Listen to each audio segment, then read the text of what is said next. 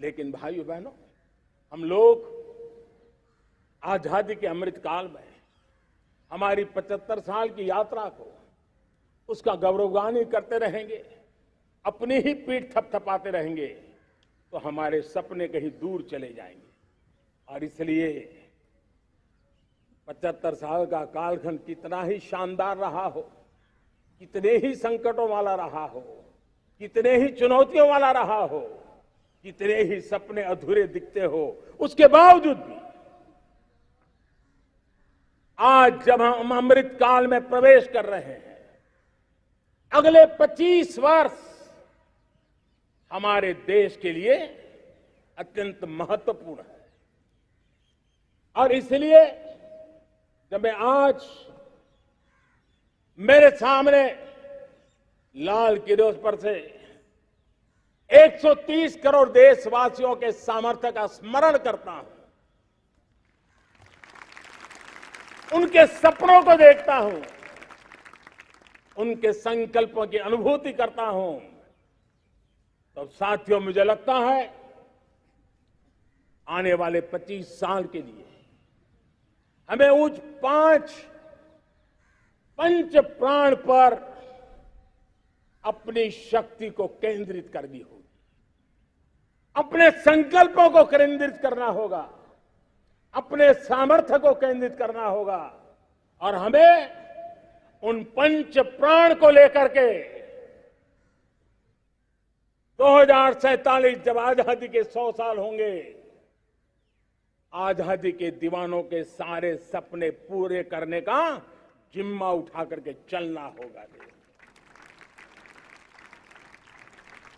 जब मैं पंच प्राण की बात करता हूं, तो पहला प्राण, अब देश बड़े संकल्प लेकर के ही चलेगा, बहुत बड़े संकल्प लेकर के चलना होगा। और वो बड़ा संकल्प है विकसित भारत। अब उससे कुछ कम नहीं होना चाहिए, बड़ा संकल्प। दूसरा प्राण है किसी भी कोने में हमारे मन के भीतर, हमारे आदतों के भीतर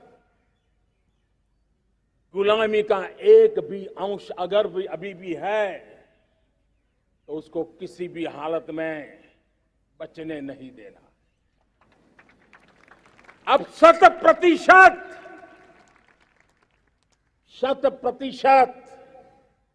सैकड़ों साल की गुलामी ने जहां हमें जकड़ कर रखा है, हमारे मनोभाव को बांध करके रखा हुआ है, हमारी सोच में विकृतियां पैदा करके रखी है, हमें गुलामी की छोटी सी छोटी चीज भी कहीं नजर आती है, हमारे भीतर नजर आती है, हमारे आसपास नजर आती है, हमें उससे मुक्ति पानी ही होगी। ये हमारा दूसरी प्राण शक्ति है। तीसरी प्राण शक्ति, हमें हमारी विरासत पर गर्व होना चाहिए, हमारी विरासत के प्रति, क्योंकि यही विरासत है जिसने कभी भारत को स्वर्णिम काल दिया था,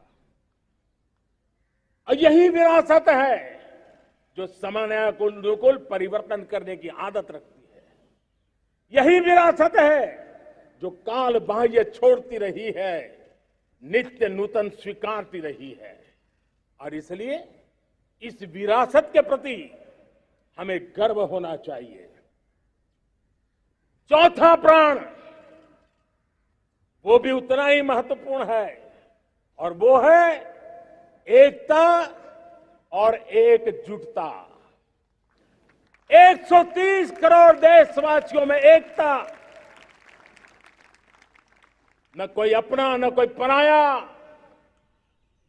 एकता की ताकत एक भारत श्रेष्ठ भारत के सपनों के लिए हमारा चौथा प्राण है। और